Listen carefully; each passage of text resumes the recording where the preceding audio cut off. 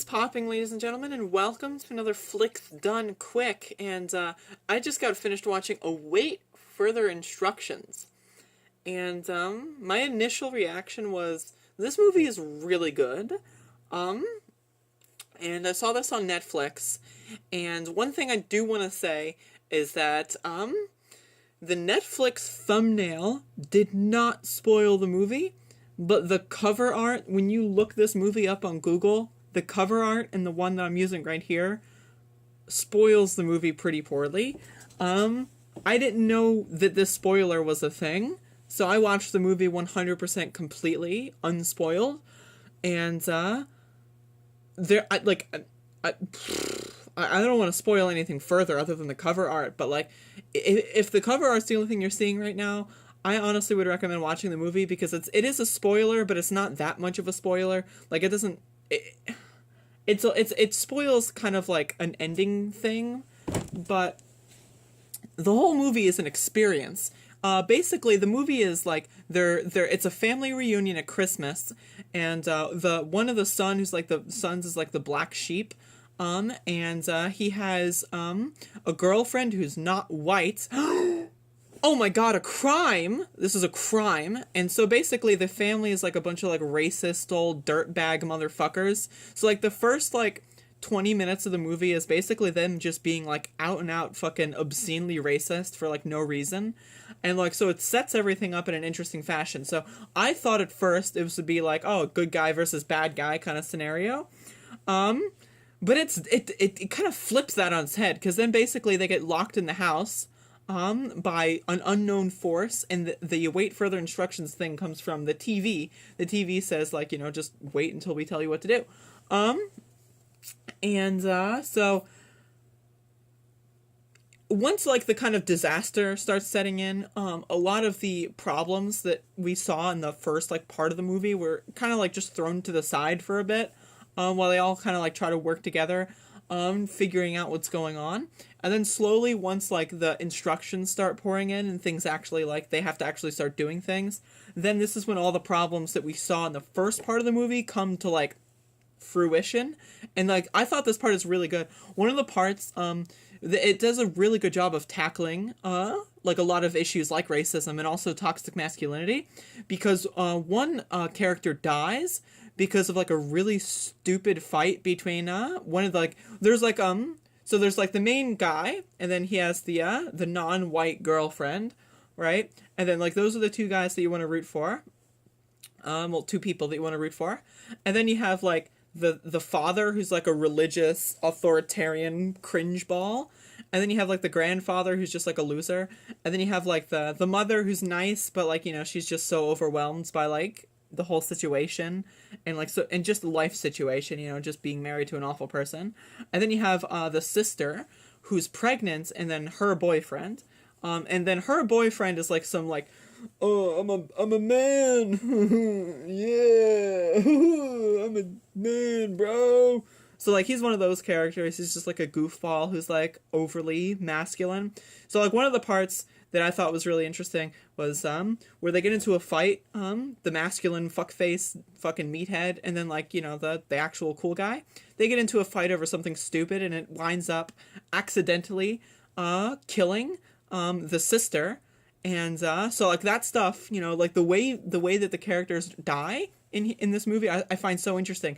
It throws the girlfriend, who's like, because everyone's racist, so eventually they throw her in a room, and they kind of like forget about her for like I mean, she has a few scenes where she's like, help me, and like, she's in the room kind of messing around, but for the most part the rest of the characters just kind of forget about her. But then like, at the end of the movie, like, shit starts getting super like out of control, so they eventually have to like bring her back in. I thought that was really cool how like they had like the separate storylines, and like the way that this movie worked, I don't know, I just thought it was really good. Everything about this movie, like, for this kind of, like, a small-scale budget horror thriller, I thought it was really good, and I'd highly recommend it. And then the ending, let's discuss the ending. So before, if you're watching this review and you honestly don't care, like, just keep listening. But I just saying, I do recommend it. You don't have to listen to me, but I do recommend watching this movie if it sounds interesting so far. So now that I've given you the proper warning, the ending. So essentially, the TVs that were giving instructions turned out to be like super creatures that were like also made up of like a lot of the objects that were like basically keeping the house quarantined, so like covering up the windows, covering up the doors and stuff. So it turned out to be like a sentient creature, and then they started doing this weird sacrificial thing. And then like eventually the ending is just like, the ending is kind of like, again, because I didn't know anything about the ending because the cover art, I didn't see the cover, I just saw the Netflix thumbnail. So keep this in mind. But basically, they end up taking the guy on the cover art, this fucker. They end up taking him as like a kind of a what's the word? Fuck. I'm thinking of a word, I can't think of it. Like fuck. My English skills just shoot me. But you know what word I'm thinking of. Maybe you don't. If you do, leave it in the comment section. So they kind of take him. I'll just say host. I was gonna think of a better word than host, but I guess he's a host. So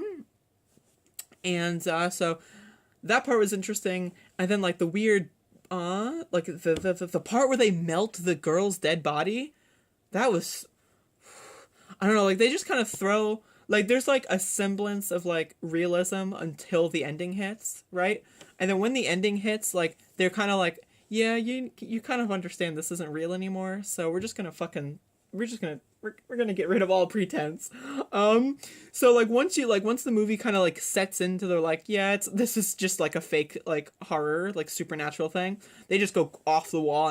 And because like it's so up in the air the whole movie, I just found it so interesting, and the ending was like so fast paced that I was like, it was just so fun to watch. And I don't, maybe this is a long review for such a non like this movie isn't, I have never heard of it before, so, but I mean, this is, I thought this movie was really good, so I don't know if I seem hyped about it. I mean, I thought it was really good. So I've been waiting to watch like a really good horror movie that was like a modern horror movie, and there's decent ones, like Hush is really good, and there's a few of them. You can go watch my top 10 list if you want, but like this, I felt like it reminded me a lot about like Saw a little bit.